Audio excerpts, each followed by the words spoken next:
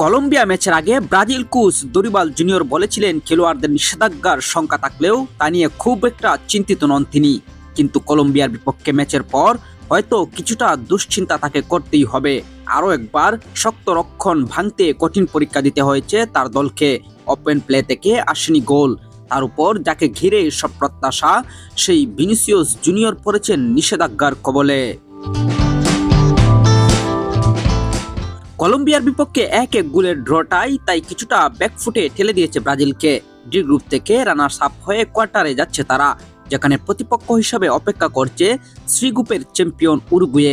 Marcelo বিয়েলসার অধীনে যে দলটি এবারের আসরের অন্যতম ফেভারিট, ফেডে ভালভার্দে, রোনাল্ডো আরাউহো কিংবা ডারউইন নুনেজেদের সামনে এবার আরেক পরীক্ষা দিতে হবে সেলেসাওদের। মার্সেলো বিয়েলসার অধীনে রীতিমতো অপ্রতিরোধ্য এক দল হয়ে উঠেছে উরুগুয়ে।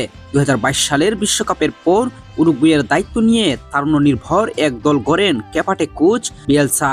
কোচদের কোচ নামে পরিচিত বিয়েলসা তার দলে তুলে এনেছেন Fede Valverde, Manuel Ugarte, Ronaldo Araujo কিংবা ডারউইন নুনেজের মতো ইউরোপ মাতানো তারকাদের, সঙ্গে Nicolas de la Cruz, Facundo Pellistri উরুগুয়ের রসায়ন জমিয়েছেন বেশ।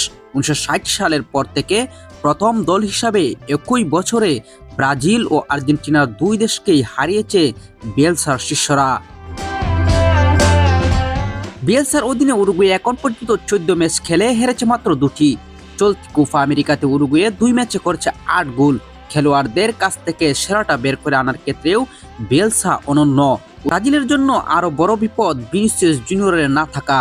কলম্বিয়ার বিপক্ষে ম্যাচটা ব্রাজিল খেলতে নেমেছিল 4 তারকা নিষেধাজ্ঞার ঝুঁকি নিয়ে।